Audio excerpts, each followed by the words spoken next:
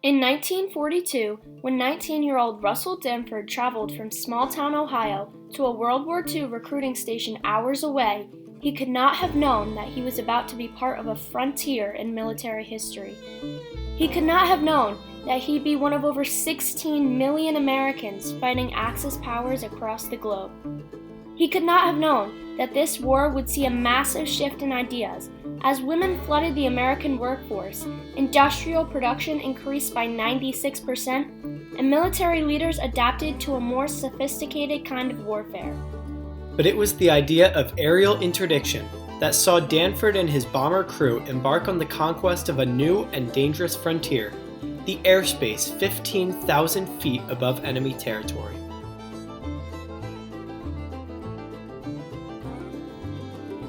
When the Wright brothers made their inaugural flight in 1903, few could have foreseen the impact their invention would have on war. It would only take until the start of World War I for the first planes to be used in battle. Initially, aircraft were used for reconnaissance, but soon guns were added to planes, turning spotters into fighters. The frontier of the skies led to new wartime strategies, as pilots learned to fly in loops and circles to evade enemy fire. Just a decade later, a far more technologically advanced air force threatened the world, the German Luftwaffe. When World War II broke out in 1939, the Luftwaffe's strength stood at 4,201 operational aircraft, among them the powerful Messerschmitt Bf 109E. In his 1940 fireside chat, President Franklin D. Roosevelt acknowledged the need to bolster America's air defenses. In sea operations, the airplane is just as much an integral part of unity of operations as are the submarine, the destroyer, and the battleship. And in land warfare, the airplane is just as much a part of military operations as are the engineers, the artillery, or the infantry itself. Roosevelt's premonitions were correct, as just a year later the United States was drawn into World War II after the Japanese attack on Pearl Harbor.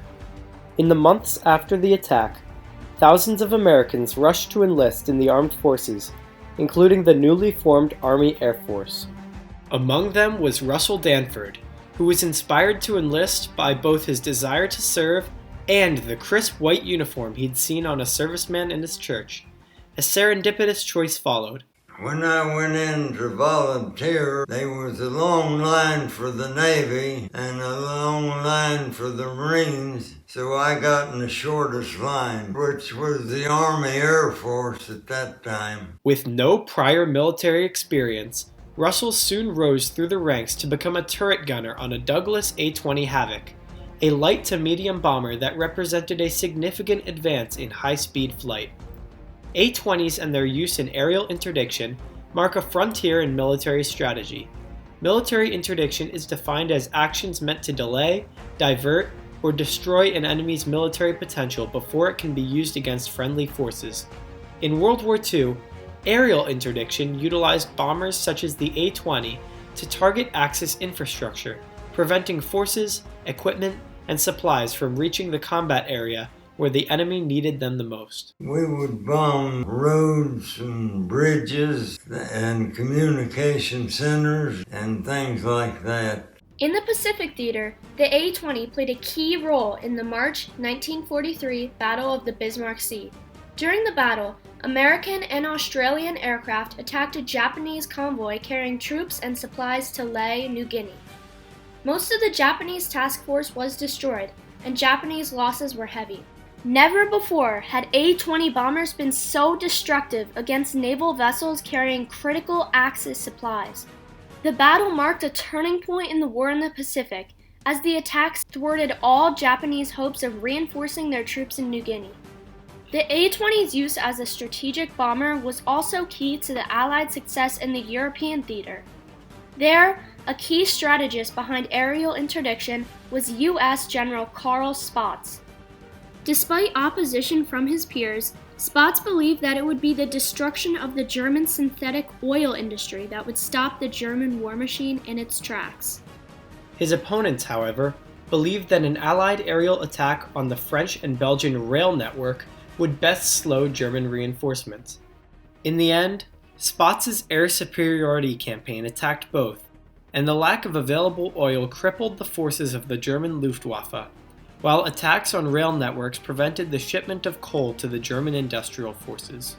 Ultimately, in December of 1944, the Battle of the Bulge marked the last resort of Germany's military counteroffensive against the Western Allies. A squadron of A-20 attacks on German troop concentrations helped break the momentum of the German attack, ultimately turning the tide of the war and leading the Allies to victory. The A-20 could not have had the success that it did in the war if not for a frontier in production on America's home front. Over the course of the war, a total of 7,500 A-20s with over 30 variants were built almost entirely at America's Douglas aircraft plants for the U.S. Army Air Force and other Allied forces, including the Soviet Union, France, and England. Factories built planes by the thousands on assembly lines across the country. The Douglas factory in California was heavily automated. They were able to crank out 3 or 4 a minute. To meet this challenge, America adapted by hiring women to replace the men enlisted in the war. By the height of the war, the U.S. aircraft industry employed more than 486,000 women, accounting for an astounding 37% of the workforce, playing a critical role in the success of the Allied air campaign. In Europe, World War II ended with the surrender of Germany in May 1945, and in September 1945, with Japan's surrender in the Pacific. The war left over 416,000 Americans dead, among them some of the brave bombers who took to the skies to defeat the enemy. Some who returned home returned to a changed community, altered by defense activities that saw a population boom and a changed culture. Others came back to pick up their lives as they'd left them, pursuing the American dream. One was Russell Danford, who after surviving 54 successful bombing runs, returned home to his family in Chesapeake, Ohio, to resume working as a carpenter's apprentice, marrying within just a few years.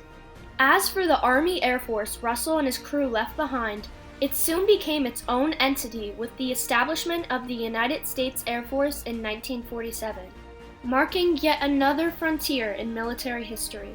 General Spaatz recognized the growing importance of air power. During World War II, America's air potential came of age. It grew up in size, efficiency, striking power, and in technological development. We must continue our progress.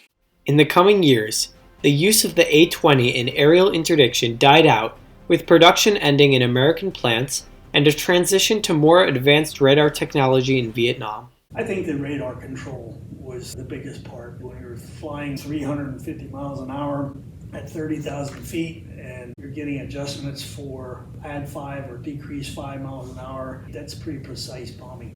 Following the Vietnam War, the 1980s is seen as the last decade to witness air-to-air combat on a large scale, and the fighters of this age were impressively capable machines due to advances in missile and man-machine interface technology.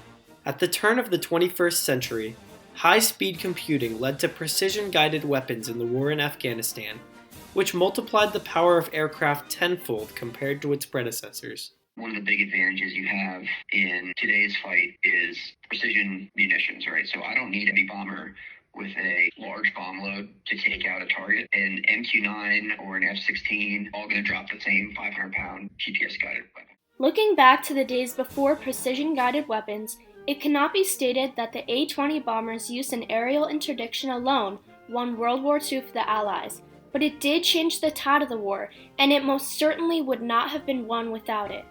Allied air power destroyed storeyards, ammunition plants, railroads, manufacturing facilities, and oil refineries that supplied the Axis war machine.